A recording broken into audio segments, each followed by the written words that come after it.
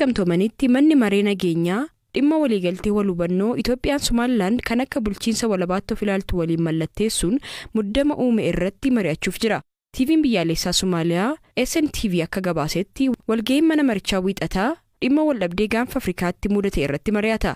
Waldhabdeen Somaaliyaa fi Itoophiyaa jidduutti mudate kunis waliigaltee walhubannoo Itoophiyaa fi Somaliland jidduutti amajjii 2024 taasifame hordofuuni. Waliigaltichis biyya karra galaanaa hin qabne Itoophiyaan akka humna galaanaa fi daldalaaf ulaa galaanaa argattuu dandeessisa.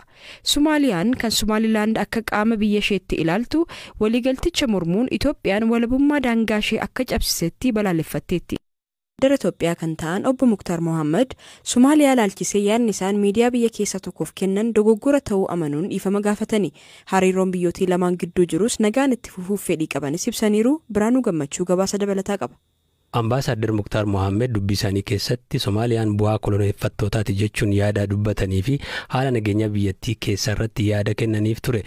Uummataa fi mootummaa biyyattii dhiifama kan gaafatan. Gaaffiif deebiin ambaasaadericha kan tamsa'e dilbata kaleessa amajjii 28 bara 2024 miidiyaa mootummaatti dhiyeenya qabuuf FBC irratti ture. Bara darbee ji'a muddee keessa Somaaliyaatti ambaasaadera ta'uun kan muudaman Muktar ambaasaderummaan biyyoota hojjetaa turan waliin yoo ilaalamu nageenyi Somaaliyaa baay'ee ulfaataa ta'uu gaaffiif deebicha irratti himanii ture.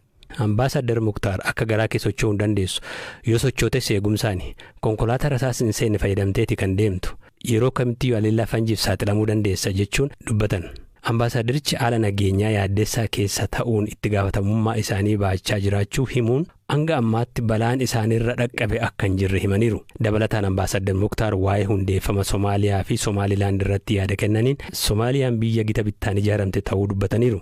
Somaaliyaa fi Somaliland bara 1960 keessa bilisummaa isaanii argatanii guyyoota muraasa booda tokko ta'an jedhan. Somaaliyaa fi Somaliland afaan aadaa fi amantaan wal fakkaanna jedhanii tokko ta'an malee seenaa lamaan isaanii qaban adda adda ture kan jedhan ambaasader Muktar rakkoon kan uumame walta'insaan boodadha. Somaliland miidhaan nurra gaheera komii jedhu kaasu jedhaniiru.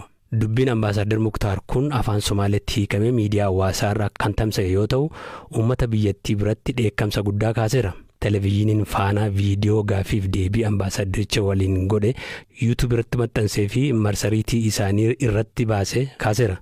Ambaasader Muktaaris dubbiin isaanii kun dheekkamsa kaasuu caqasuun fuula Twitter isaanii irratti dhiifama gaafataniiru. Mootummaa Somaaliyaa fi uummata biyyichaa honnee koorraan dhiifama gaafadha jechoonni koo dogoggora qabu ture. Hariiroo keenya miidhuuf yaadee miti jechuun ibsaniiru. Itoophiyaa fi Somaaliyaan hariiroo gad fagoo qabaachuu kan kaasan ambaasaderichi walitti dhufeenyii fi hariiroo biyyoota lamaanii cimsuuf kutannoon akka hojjetan ibsaniiru. Itoophiyaan ulaa galaanaa argachuuf walhubannoo Somaliland waliin mallatteessite hariiroo Samariin nagaa marsaa lammaffaa mootummaa Itoophiyaa fi waboo gidduutti Taanzaaniyaatti gaggeeffame waliigaltee malee xumuramuun isaanii yaadatama. Pirezidaantiin mootummaa naannoo Oromiyaa obbo Shimallis Abdiisaa gaaffiif deebii miidiyaa mootummaa federaalaa kan ta'e EBC waliin taasisaniin mootummaan marii nagaa waboo waliin jalqabee marsaa sadaffaaf itti fufuuf qophiidha jedhani. ለመንግስት ሰላም ማስፈን ከሁሉም ስራ በላይ ቅድሚያ የሚሰጠው ጉዳይ ነው። የሸኔ ድርድር የሚታወስ ነው። Dhimmi nagaa buusuu wanta mootummaan hojii kam caalaa dursa itti kennuudha. Mariin shanii waliin taasifame kan yaadatamudha. Marsaa lamaaf Taanzaaniyaatti mariin bal'aa taasifameera. Mariin taasifame wanta abdii guddaa kennu ture. Mootummaan haala heera biyyattii eeggateen mariin kun akka milkaa'u baay'ee barbaada ture. Fedhii guddaas qaba ture. Ta'us qaamoleen kun fedha heera biyyattii hin eegne waan ibsanii fi yaada sana waan dhiibaa turaniif mariin nagaa sun otoo milkaa'in gufatee hafeera. Ammayyuu garuu wanti kun waan cufamee hafedha jechuu miti. Mootummaan ammallee marii taasisuuf qophiidha. Mootummaan wanta gochuu danda'u bakka qaamoleen sadaffaa jiranitti ifa taasiseera. Qaamni hidhataan kun ammas fedhii isaa fudhatama hin qabne boodatti dhiisee heera biyyattii fudhatee gara nagaatti akka deebi'u ni barbaanna. Isa kanaaf mootummaan qophaa'aa ta'uusaa asumaan waamicha dhiyeessuun barbaada. Dabalataan ammoo namoonni qaamoleen hidhatan kun jireenya isaaniitti akka taphachaa jiran hubatanii karaa nagaan harka kennuu barbaadanii fi jireenya isaaniitti deebi'uu fedhaniif ammas waamicha koo dhiyeessuun barbaada. ነበሩበት ህይወት የመመለስ ፍላጎት ላላቸው አሁንም ጥሬን ማቅረብ እፈልጋለሁ። Obbo Shimallis dabalataan bakka tokko tokkotti gochaan lammiilee ugguruu mul'achaa jiraachuu himuun mootummaanis qaamolee gocha akkasii raawwatan irratti tarkaanfii keessa deebii hin qabne fudhachuuf hojjechaa jiraas jedhaniiru.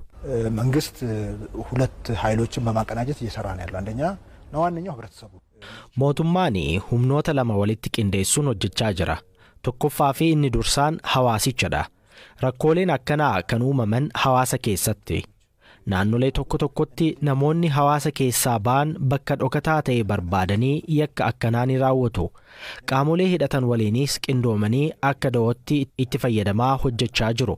Kanaaf mootummaan hawaasa waliin ta'uun humnootii nageenyaas haala isaan rakkoo kanarratti tarkaanfii fudhachuu danda'aniin hundeessuun itti gaafatamummaasaas bulchiinsi siyaasaa akka fudhatu gochuun hojii bal'aa hojjechaa jira.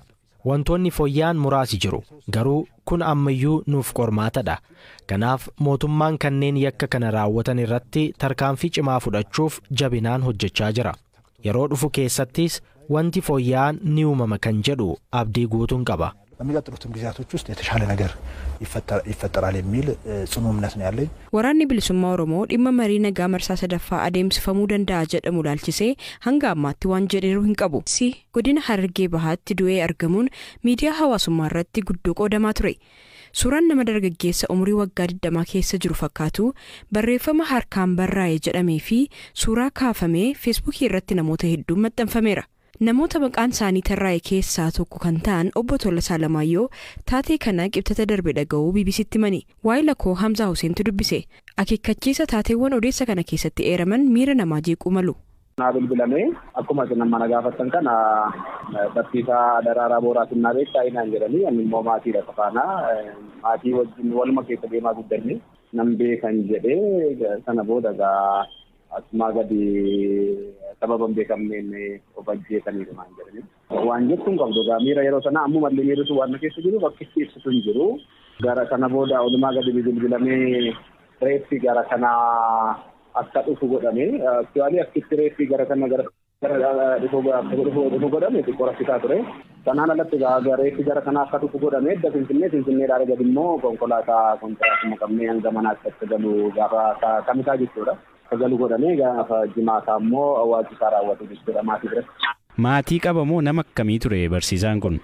Egaa dhuguma dubbachuuf namni gaafa lubbuudhaan hin jirre waanuma gaarii taasisaa jedhamee yaadamoo ta'e dogoggoradha. Maatiin ijoollee baay'ee ta'ee dhalatee maqaa naannoo mattillee ilma abbaa shaashoo isaa jedhamee maqaa addaa qaba. Isaan dhuguma dubbachuufi nama guddaadha bakka umuriin isaa akkuma ammas sooshaal miidiyaa irraa argamu kanadha. Suura keessu ka'edha suurri isaa. Kanaan garuu mucaan yaadni mucaa qalbiin mucaa hawaasa keessatti fudhataman ni qabu hanga umurii isaa miti. Mucaa baay'ee ulfina qabudha. Mucaa baay'ee qabudha. Gara barreeffama kanaatti yoo jedhu barreeffamni kun noormaali kan taati namni maatiin.